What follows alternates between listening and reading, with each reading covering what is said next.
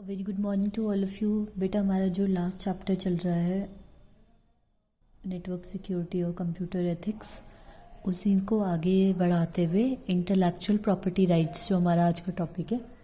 थोड़ा मेरा गला डाउन है तो वॉइस थोड़ी हो सकता है कि कम आए आप लोगों को। ठीक है, तो सभी हेडफोन्स वगैरह यूज़ करके सुनने की कोशिश करेंगे। कोई भी प्रॉब्लम होगी तो वैसे मैं नोट्स भी भेज दूँगी आपको। ठीक है, तो अभी हम शुरू करें इंटेलेक्चुअल प्रॉपर्टी राइट्स। ठीक है, तो ये वो राइट्स हैं जो किसी भी नई थिंग, न्यू चीज़ अगर कोई भी यूज़र बना रहा है, कोई पर्सन क्रिएट कर रहा है, तो उसको जैसे सपोज वो अपने माइंड से कोई नई चीज़ जनरेट कर रहा है तो उसको एक तरीके से उसकी प्रॉपर्टी राइट्स जैसे कॉपी राइट्स होते हैं कि भाई ये चीज़ इसके नाम पर है। ठीक है, तो वो क्रिएटर को ही कंप्लीट राइट देता है उसके क्रिएशन के ऊपर किसी सर्टेन पीरियड ऑफ टाइम के लिए। ठीक है, तो जितने भी लोग रिलेटेड हैं लिटरेचर से, म्यूज़िक से या इन्वेंशन से, उनको ये राइट्स दिए जाते हैं। ठीक है, जो अपनी उसको बिजनेस में यूज़ करने के लिए, बिजनेस प्रैक्टिसेस में यूज़ करने के लिए इम्प्लीमेंट कर सकते हैं। ठीक है, तो वो सारी चीज़ें होती हैं हमारी इंटेलेक्चुअल प्रॉपर्टी राइट्स के अंदर। तो इंटेलेक्चुअल प्रॉपर्टी बेसिकली होती क्या है? जैसे आपका इंडस्ट्रियल डिज़ाइन है, साइंटिफिक डिस्कवरीज हैं, आपकी अनफेयर कंपटीशन के अगेंस्ट आपने कुछ प्रोटेक्शन के लिए चीज़ें बनाई हैं, ट्रेड मार्क्स हैं, सर्विस मार्क्स हैं, कमर्शियल नेम्स या डेजिग्नेशन दिए जाते हैं, तो वो सारी चीज़ें किसके अंदर आती हैं? आईपीआर, इंटेलेक्चुअल प्रॉपर्टी के अंदर आती हैं। और इनको गवर्न करने के लिए कि ये सही से सही इंसान को सही चीज़ें क्रिएट कर रहा है और उसी के नाम से वो चीज़ें मार्केट में या रियल लाइफ में इम्प्लीमेंट हों, तो वो सारी चीज़ें किसके अंदर आ जाती हैं? इंटेलेक्चुअल प्रॉपर्टी राइट्स के अंदर। ठीक है, अब बात करते हैं type of intellectual property rights. जैसे ट्रेड सीक्रेट्स होते हैं, कॉपीराइट्स होते हैं, पेटेंट्स होते हैं, ट्रेडमार्क्स होते हैं। तो कॉपीराइट डिस्क्राइब करते हैं, कॉपीराइट्स बेसिकली डिस्क्राइब करते हैं ओनरशिप ऑफ कंट्रोल। जो जैसे कि अपने कॉपीराइटेड करते हैं तो उसको क्या कर सकते हैं? जैसे आप बुक्स, वीडियोस या मूवीज़ या कंप्यूटर प्रोग्राम्स होते हैं वो कॉपीराइटेड होते हैं, यानी कि उसमें कोई चेंजेस नहीं कर सकता। जिसके पास उसके लीगल राइट्स हैं वही उसको यूज़ कर सकता है। ठीक है, उसके बाद हम बात कर लेते हैं पेटेंट्स की। अपने नाम पे पेटेंट कराने का मतलब क्या है? कि कोई और बंदा उसको मेक नहीं कर सकता, बना नहीं सकता, यूज़ नहीं कर सकता। और सेलिंग भी एक तरीके से लिमिटेड पीरियड ऑफ टाइम के लिए वो पेटेंट हो गई, तो आप ही अपने नेम से उसको सेल कर सकते हो। कोई थर्ड पर्सन अगर उसको सेल करता है तो अभी क्या होगा? उसके खिलाफ जो है एक्शन लिया जा सकता है, लीगल एक्शन ले सकते हैं। ट्रेडमार्क क्या होता है? ग्राफिकल रिप्रेजेंटेशन होता है जो गुड्स और सर्विसेज को डिस्टिंग्विश करने के लिए यूज़ किया जाता है। एक पार्टी से दूसरी पार्टी का जो है ट्रेडमार्क अलग होगा। ट्रेड सीक्रेट्स क्या होता है? किसी भी फॉर्मूला होता है किसी भी प्रोडक्ट का। ठीक है, तो जैसे जो अलग अलग फॉर्म्स हैं वो अलग अलग सीक्रेट फॉर्मूला यूज़ करती हैं सेम प्रोडक्ट के लिए, और तभी वो हर चीज़ डिफरेंट क्वालिटी होती है। जैसे आपने मैगी खाया होगा तो एक मैगी ब्रांड से है जो पार्ले का है, उसके बाद ईपी है, और भी बहुत सारे जो नूडल्स हम यूज़ कर रहे हो। ठीक है, भी सबका टेस्ट अलग है। ठीक है, तो सबका टेस्ट अलग क्यों है? क्योंकि उनके अपने ट्रेड सीक्रेट्स हैं, उनके अपने फॉर्मूलाज हैं। ठीक है, तो वो सारी गवर्न करना और इन चीज़ों को सही से ये देखना कि कोई गलत तरीके से उसका यूज़ ना कर पाए, ये आ जाता है ट्रेड सीक्रेट्स के अंदर। ठीक, उसके बाद हमारी बात आती है कि बेसिकली उसका एडवांटेज क्या है। हम अगर इंटेलेक्चुअल प्रॉपर्टी राइट्स हम दे रहे हैं किसी भी फर्म को, ऑर्गेनाइजेशन को, तो उसका एडवांटेज क्या है? ठीक है, तो एक तरीके से एक्सक्लूसिव राइट्स देता है क्रिएटर्स को या इन्वेंटर्स को कि उसमें मॉडिफिकेशन, उसमें एडिशन या फिर उनके नाम से ही वो चीज़ दिखे। ठीक है, और उनके अलावा उसमें कोई चेंजेस ना कर पाए।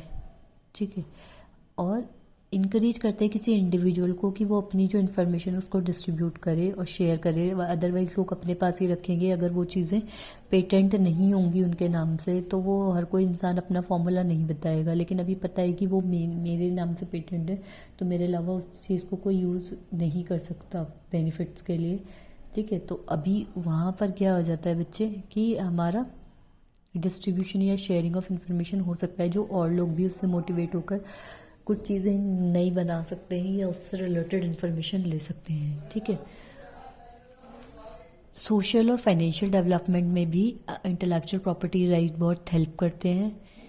ठीक है, ये इंस्पायर करते हैं लोगों को कि नई नई चीज़ें बनाएं किसी इंटेलेक्चुअल थेफ्ट की फियर के बिना, कि कोई भी मतलब उनका चोरी होगा या फिर कोई और बंदा उसको यूज़ कर लेगा।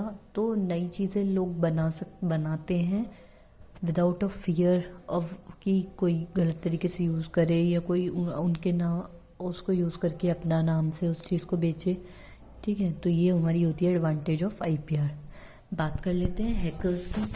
हैकिंग आप लोगों को शायद जिसने कंप्यूटर लिया है वो उसको हैकिंग में ही बेसिकली इंटरेस्ट होता है, क्योंकि हम लोग ये सोचते हैं कि बचपन से ही कि भाई हैकिंग सीखनी है, किस तरीके से हैक करते हैं दूसरे का कंप्यूटर, ये फिर हम कैसे इंफॉर्मेशन एक्सेस कर लें। क्योंकि ये जो हमारी होती है ये चाइल्डिश, आप लोग वही 16-17 वाली एज में हो तो हम यही सोचते हैं कि यार दोस्त का कंप्यूटर हैक कर लेते हैं, उसकी इंफॉर्मेशन एक्सेस कर लेते हैं, गेन कर लेते हैं। ये चीज़ें जो हैं ये बहुत ही ज़्यादा गलत है। ये कभी भी आप लोगों को करनी नहीं है। गुड हैकिंग और बैड हैकिंग दो होती हैं। सोशल एथिकल हैकिंग जो होती है तो उनकी भी बच्चे कुछ सेट ऑफ रूल्स होते हैं जो उनको फॉलो करने होते हैं। ऐसे नहीं कि आप किसी का भी सिस्टम हैक वो है किसी का भी सिस्टम हैक कर रहे हैं और इन्फॉर्मेशन ले सकते हैं। उनके पास भी उनको भी बहुत सारे रूल्स फॉलो करने होते हैं। ठीक है, हैकिंग बेसिकली होती क्या है, किसी भी वीकनेस फाइंड आउट करना किसी कंप्यूटर सिस्टम की या नेटवर्क की और उस वीकनेस को यूज़ करते हुए उसको एक्सेस कर लेना। ठीक है, तो हैकर एक पर्सन होता है जो फाइंड या करता है कि एक्सप्लॉइट करता है वीकनेस किसी कंप्यूटर सिस्टम में या किसी नेटवर्क में, किस क्या करने के लिए, एक्सेस गेन करने के लिए, कि उसके इंफॉर्मेशन या डेटा को एक्सेस करने के लिए। अभी क्लासिफिकेशन ऑफ हैकर का किस बेसिस पे होती है, उनके इंटेंशन के बेसिस पे। जैसे बोला एथिकल हैकर्स या वाइट हैट। वाइट हैट क्या होता है, वो हैकर जो गेन करते हैं एक्सेस किसी सिस्टम में तो उसको फिक्स करने के लिए, कि मतलब अभी उसने क्या करा, सिस्टम को हैक करके देखा और ये फाइंड आउट करा कि यार सिस्टम में वीकनेस कहाँ है कि जिसकी वजह से कोई अगर गलत बंदा उसको हैक कर सकता है या उसको हमारी इन्फॉर्मेशन को ले सकता है।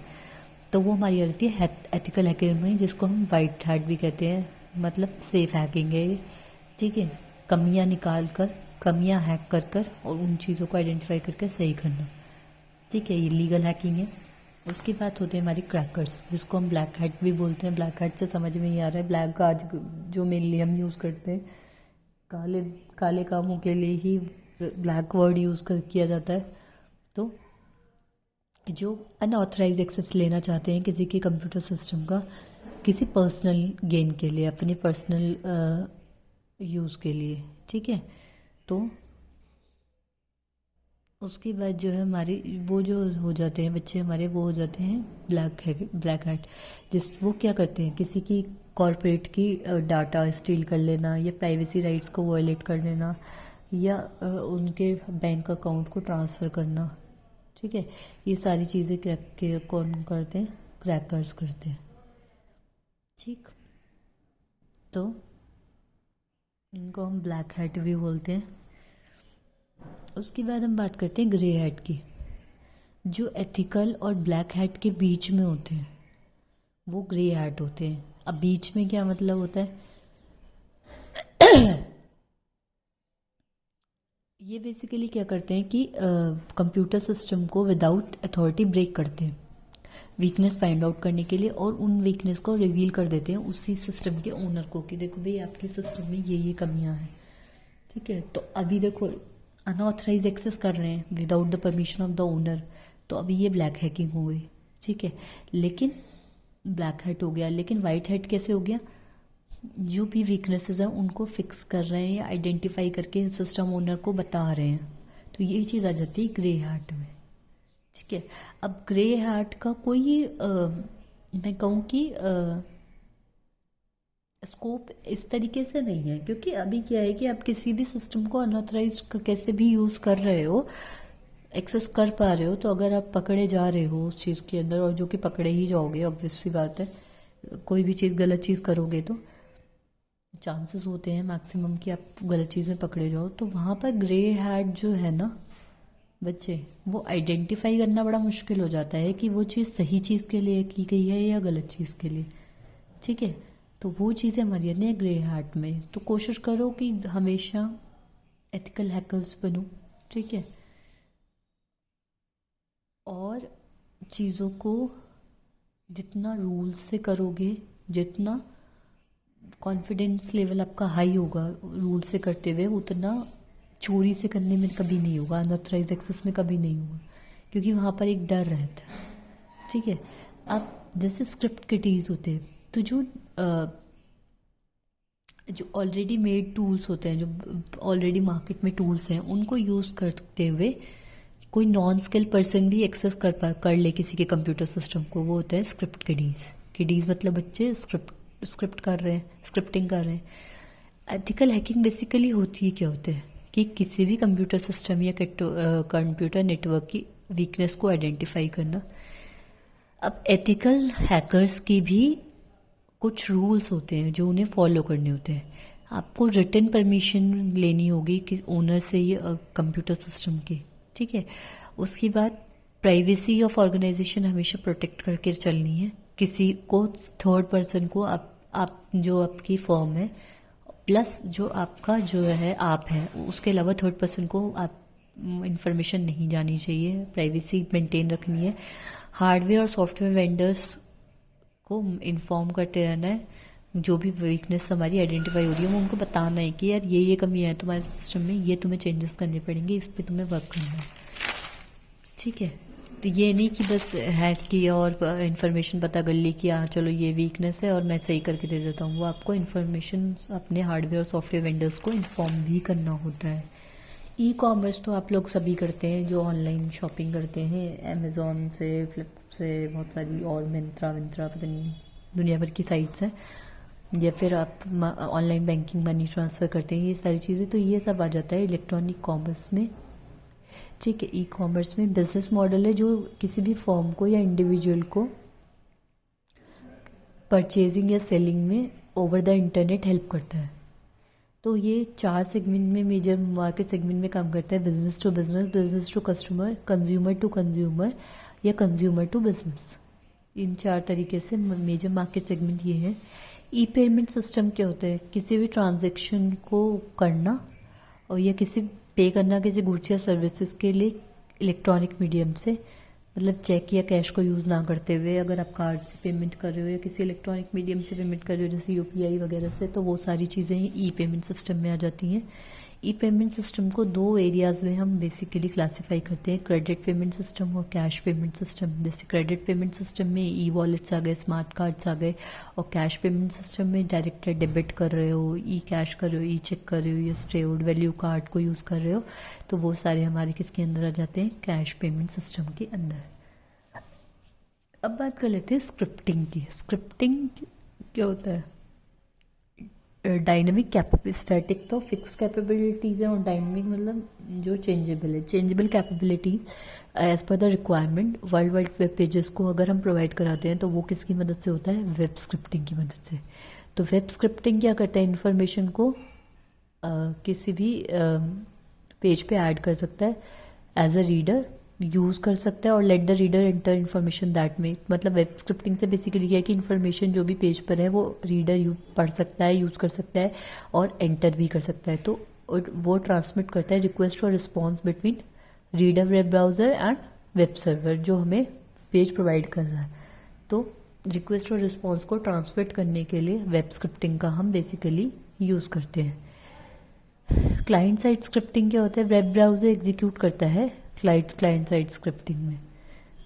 तो जब ब्राउज़र के पास सारा कोड हो, तो सोर्स कोड हम ट्रांसफ़र यूज़ करते हैं वेब सर्वर से यूज़र कंप्यूटर पे ओवर द इंटरनेट, और या फिर वो किस पे डायरेक्टली रन करता है, ब्राउजर्स पे। तो हमारी वो जो हो जाती है वो हो जाती है जैसे हमारी HTML CSS जावास्क्रिप्ट है, ये सर्वर साइड स्क्रिप्टिंग है। और अगर बेसिकली किस लिए यूज़ होती है, डायनेमिक पेजेस क्रिएट करने के लिए। ये ऑल्सो हम इससे क्या कर सकते हैं, फाइल एक्सेस कर सकते हैं सिस्टम के रिगार्ड साइड जो वेब सर्वर पर है, जैसे PHP, पाइथन, जावा और ये सारी इसमें हम यूज़ करते हैं। ये आ जाती है हमारी क्लाइंट साइड स्क्रिप्टिंग में।